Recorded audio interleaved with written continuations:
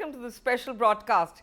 We're at the CII Water Innovation Summit 2019, where some of the brightest minds in the country are searching for water conservation solutions and for making India a water efficient and a water sufficient country. Joining me on the show now is Director General, Confederation of Indian Industry, Chandrajit Banerjee. बहुत स्वागत आपका. Thank you. Thank you for joining us today. Tell us more about the summit and the kind of platform you have given to one of the best minds in the country. What is the outcome? So, number one, with the Honorable Prime Minister giving such a clarion call on that we need to reach water to every home, and it's a great motivation to this 5th Water Innovation Summit. So, we are on our 5th year, and this year has become special because of water being such an important agenda. You heard it in the Prime Minister's Man Ki Baat, which has really motivated the entire citizenship of the country, if I may say so, to really look at water much more seriously than what we were looking at. And today's summit is coming at a time when the awareness level is so much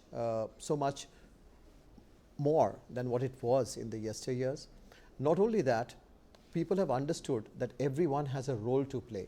You and I have a role to play. Industry has a very strong role to play. It's not just the other person who is actually disturbing and distorting things. Agriculture has a role to play. Common citizen have a role to play. Government have a lot of role to play. Definitely industry have a lot of role to play. So, industry taking the leadership is an important signal also. And there are great global practices. India can benefit from those global practices. Indian industry have a lot of great innovations that they have done. As to there are some companies today who have over a period of time been able to achieve a level where they do not draw any fresh water for their production. I mean, this could be an auto company also. So, there are some great examples in India. So, the world can learn from India, and India can learn from the world too. Because this is a very common agenda. That makes it an international conference, and that makes it a conference where you have countries like Australia, Israel, Singapore collaborating with India to see how they can take back some of the best practices being done here, and also give to India much in terms of interventions which can make us water efficient. Absolutely. And again, applaud you for this wonderful conference that you've had with multiple stakeholders internationally as well. I'll come to that later. But before that, आपने जैसे कहा, माननीय प्रधानमंत्री ने अपने मन की बात से लोगों के दिल में ये जागरूकता, दिल की बात कही है कि हमें इस जल संकट से अपनी धरती को बचाना है और धरती को पानी पिलाना है, उसका दोहन ख़त्म करना है कहीं ना कहीं. और इसके लिए मेरे ख्याल सबसे ज़्यादा ज़रूरी है एक इच्छा शक्ति, because India has enough water. If we look at the data, we have 4,000 cubic meters of water every year, so which is enough for the nation. But somewhere along the line, there has been terrible mismanagement of this resource. A, because it is a free resource, and B, because we as a nation are made that way. If you talk about rivers, you just mentioned the other different countries. You look at Thames in England, you look at Murray-Darling in Australia, or you look at Charles in the US. What kind of pure water do we see there? और भारत की अगर बात करें तो हम अपने reverse को पूजते हैं, मगर फिर भी ये हाल है. इस पे आप क्या कहना चाहेंगे? इस विषय को इस तरह से देखता हूँ कि अगर आप जब दूसरे देश में जाते हैं, होटल में रहते हैं, तो वहाँ पे लिखा होता है कि the tap water is safe for drinking. हमारे देश में वो ना होने का कोई कारण नहीं है, वो होना ही चाहिए. We should move towards that. If we are able to respect what as you said, हम तो इतना रिस्पेक्ट करते हैं हमारे रिवर्स को, हमारे वाटर को, as a culture from ancient times. So if we for us to be able to do to achieve that should not be an issue. It's today हम जो हमारे we have never thought that this to be a resource which is scarce. Today it is becoming scarce. Why? Because we took it for granted. nothing should be taken for granted. We have taken it too much for granted, and that is something we need to now, mull over and of course, to really work around to see that the more a resource which we respect, and we respect from our heart, as you mentioned, a resource which is so very critical for us cannot be taken for granted. It will become scarce. As you rightly said, today India gets so much of rainfall, and so much of rainfall within such a short period of time. We need to harness that. We need to keep that. We need to. Prime Minister had also talked a few years ago about the abundance of sunshine in India and capturing sunshine, and we have been the leader in the World Solar Alliance. Similarly, in water, we think that we have abundance of it. We need to manage it so that we don't see a flood. We need to manage it so that we don't see drought. We need to manage it so that we can give water for everyone at the cost which is appropriate for India. affordable. Affordable, because it's at the same time, if something is free, we don't even tend to respect it. So while affordability is an extremely important issue in a country like ours, we should also see to it that we create a sort of a price towards it. Price does not have to be only monetary price towards it. One has to respect the scarcity of it, then obviously a value will come. So it's more of a value that we need to give to water, and that's what we need to all work together, all stakeholders. And today's summit is really all about that, to understand how we can create a value which is so important that water has along with it. So, we are talking about water audits in industry, building and irrigation. How do you look at that, and do you think there's some kind of scale and speed to this that probably will help us in water conservation? It's a very important thing, very important question. Many years back, we were challenged in terms of environment. What did we do? We did environment audit became a...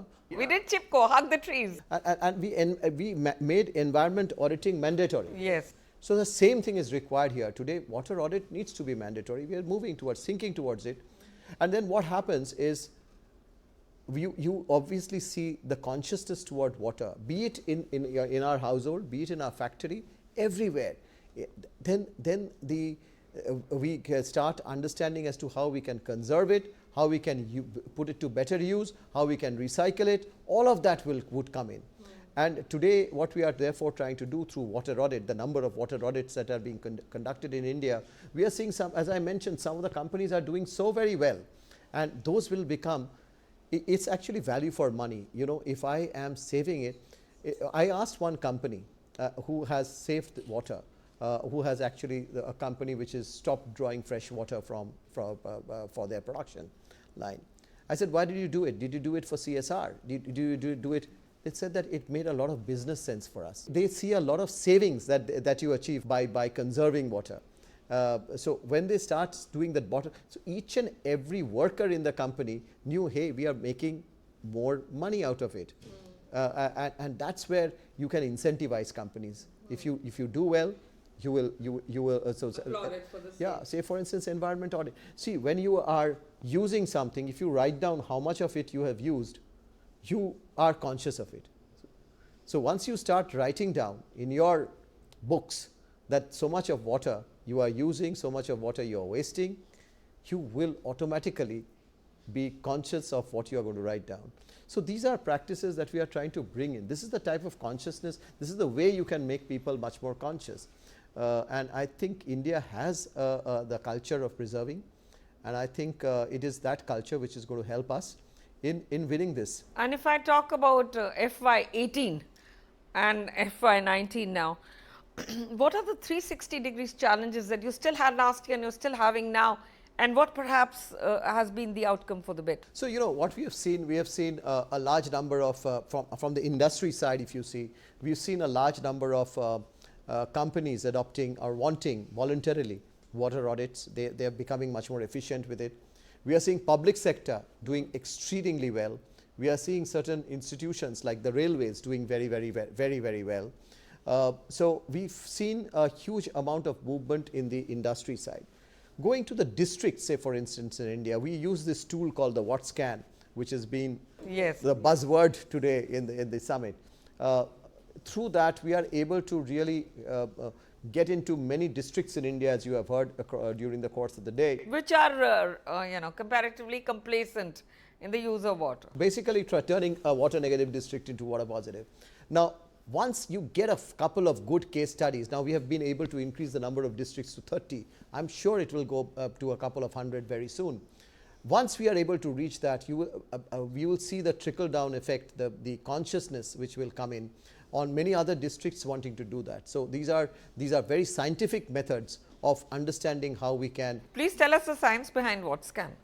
Basically what we do is to map the water. Now, one of the most important things when we are doing a mapping, water knows no boundaries. So it's not no boundaries between states. It's water as a tape. So WaterScan really maps the water trajectories, the water movements, the water, and it also really predicts the future as to how the water behaviors would be, to see where, and therefore also tell us through this kit. These are all satellite mappings, through which it tells us the interventions that we require in terms of creating a check dam where, what are the type of interventions that are required to hold water where and make the water flow much more efficient. So that is what is really helping, and CII along with its constituencies, its membership, with the district level administration, with the state government, we are seeing how these districts can all be turned around.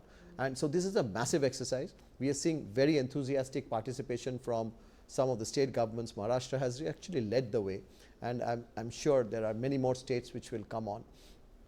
And also we are seeing the member of the parliament getting much more conscious that this is very much required for my constituency. So that realization is going to trickle down work at the district level. So we have the industry level work, we have the district level work. We are also wanting to work with the municipalities, because today cities are challenged. You've seen what the deluge that we have suffered in some of our best cities of the country. So we are really looking at municipalities as to how we can really address both rainwater harvesting, so to say, even working with the households, working with the Residents Welfare Association. So the Water Institute of ours has a role which is completely cut out to work with several of these stakeholders to see how we can address not only the waste of water, but the efficient usage of water to make our country sufficient water for everyone at an affordable price, and drinking water for you. Har Ghar Jal initiative, as you rightly said.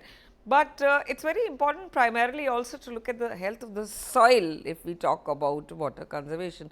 And you just mentioned in Parliament, there was a question some time back where the minister answered, and he said the biggest reservoir of the earth of water is the earth, which is so right. And this is where it's not going in, because of the soil not being healthy enough. So it's and India being a country with a lot of sunshine, it kind of evaporates. So how do you get that right? We are working with many other institutions to see that, one of within our system also we have many institutions. We have an institution which is called as Institution for Green. We have an institution for sustainability. We have an institution for food and agriculture and water. All of this today can be connected, and therefore afforestation is a very important role that our institutions would have to play. There are other institutions which are doing great work on afforestation. So how is industry looking at forestation? So very much required. So we are seeing to it that industries come in. There is funds available, there is desire to do with it, and people are today also conscious as to today if the water table, as you say, it dries up or it goes down, there is an existential crisis for the industry itself. Today, there are state governments, and I was looking at one of the state governments which has told one of our very important member companies not to draw water. Now, such a severe step will also cripple the industry. You cannot draw water. Now, he cannot function if he doesn't draw water. Mr. Banerjee, you raised a wonderful point just now. I'd like to digress from this whole issue and come to that when you spoke of forestation. Bharat का किसान कर्ज में पैदा होता है, कर्ज में मर जाता है, और उसी तरह से वो जीता है.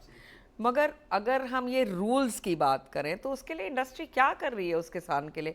अगर आप तमिलनाडु की बात करें, I am just giving you a small example sir, वहाँ पे सैंडलवुड की खेती होती है.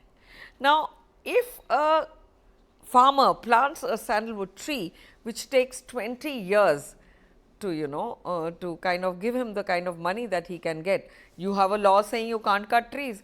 I mean, make something viable for that farmer at least. This is also a place where the industry can go and lead by example and probably take up their causes. Absolutely. It's a very important point that you mentioned, because what we see is when you talk about farmers, say for instance in our country, and then you said that how they suffer, is very important for them to become efficient. We have a role to play in making them efficient. We have a role to play to see that they are well connected to the market, and we cut more and more middlemen out of the system for that. And commercially viable crops. Exactly so. So, as I mentioned, through the Food and Agriculture Center of Excellence, one of the biggest focus that we are trying to put in is to see how they can increase and enhance their productivity, and how they can also link straight to the market.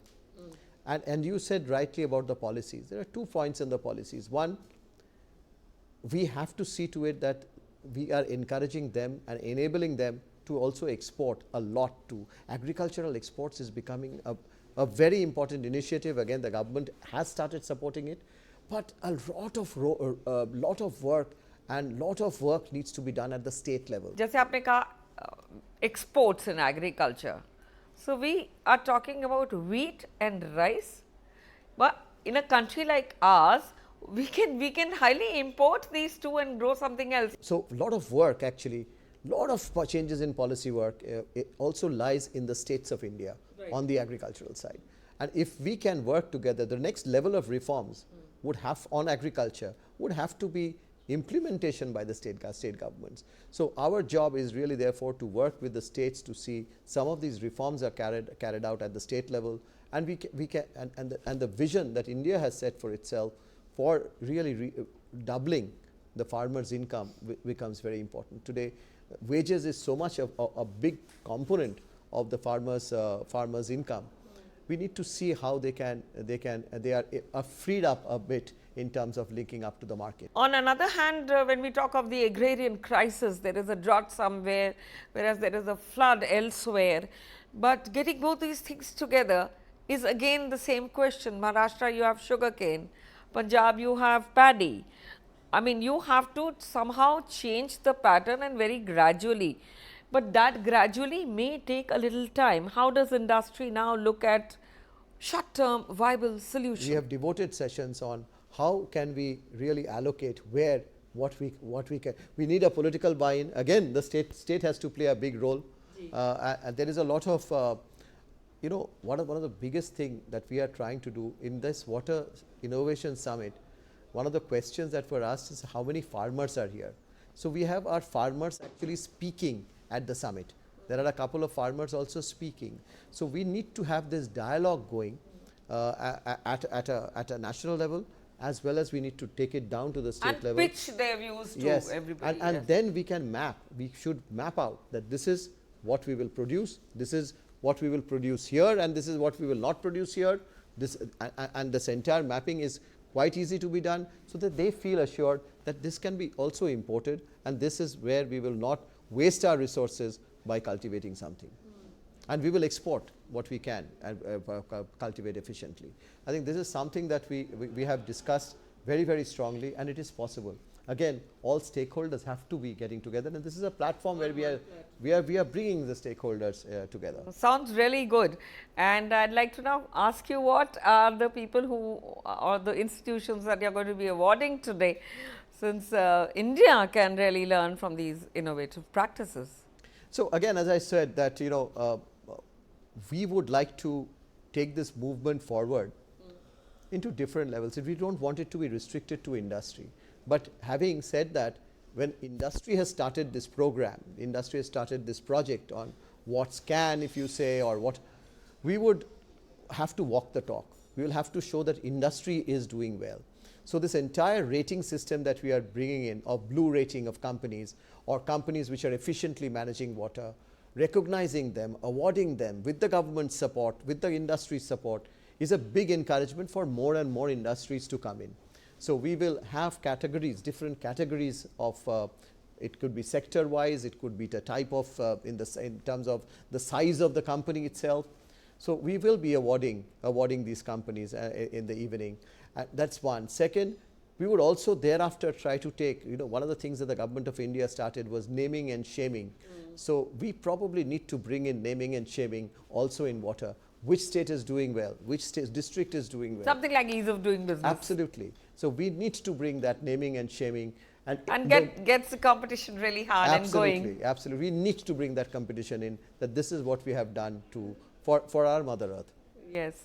Since we have only one planet and no planet B, so our nature has given us enough for our need, but not for our greed. So on that note, more power to you, more power to CII. To thank you for joining us today. More power to you and more power to CII and Doordarshan together. Thank you. And on that note, many thanks for watching. Namaskar.